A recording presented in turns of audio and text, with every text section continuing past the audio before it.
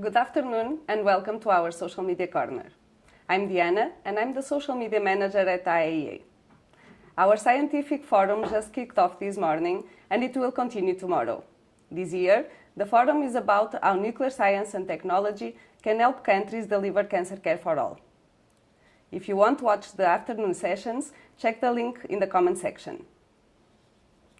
Now, I'm very pleased to introduce you to our next guest, Dr. Shekinah Elmore. Dr. Elmore, a radiation oncologist and researcher, is herself a cancer survivor, and it is our pleasure to have her here with us today, sharing her experience and perspectives. Dr. Elmore, thank you so much for joining us today, and welcome to our Social Media Corner. It's my pleasure to be here. So, can you tell a little bit, our followers that are watching us online, tell us a little bit about yourself and how you came to be working in this area? Yeah, so as you said, I'm a cancer survivor, and that's really how I came to work in radiation oncology. I was so inspired by the care that I received as a child and then later as an adult that I found my way into healthcare and eventually radiation oncology as well. Mm-hmm. And in your talks, you often say that you want to change the attitude of oncologists towards patients. What exactly do you think it's important to change, and why do you think it is so significant? Yeah, so it's a great question. I was just talking to someone after I gave my talk who's a radiation oncologist in Zambia, and we were just talking about how some people really have kind of the technical skill and the compassion, and I think that that's really what makes the best oncologists generally and radiation oncologists in particular. I think that oftentimes oncology can become a little bit distanced from the patient, and sometimes you have so many patients that things inadvertently can become more like a number.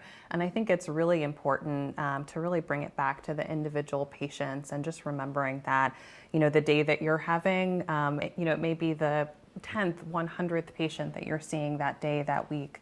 But for every individual, that's their only cancer diagnosis. So I think it's really important to personalize and, give as much compassion as you can.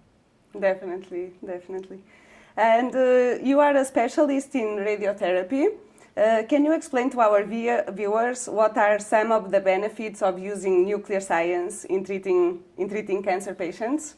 There are so many. I mean, I think just radiation therapy in general, kind of meaning usually using high energy X-rays to palliate or cure cancers. I think this statistic has been quoted and probably will be quoted again.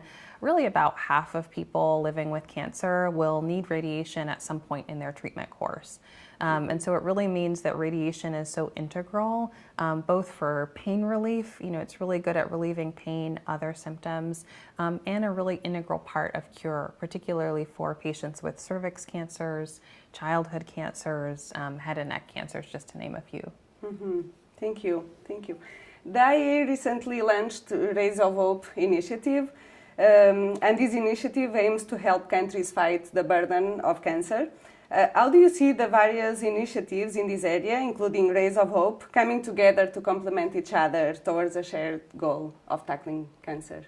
Yeah, I mean, the Rays of Hope initiative, I think, as the Director General said, is really raising hope because I think it really provides this centralized, concrete framework that is really going to help countries bring new centers where there really is no center in the country, which is true for 20 nations in sub-Saharan Africa, to expand capacity for centers that are really doing well but could be regional centers of excellence and really lead the way in the region, and then for research, because I think there's a lot more that we can learn about other uses of radiotherapy, the right dose, the right amount. And I think, as Dr. Abdel Wahab said, to do more with less. I think there's so much that we can learn. So I'm really enthusiastic about Rays of Hope because I think it will be kind of this catalyzing force to bring all the other actors, into play and coordinate them. That's amazing. Thank you. Thank you so much for joining us today for this short but very inspirational and insightful conversation. And I wish you the rest of a good scientific forum.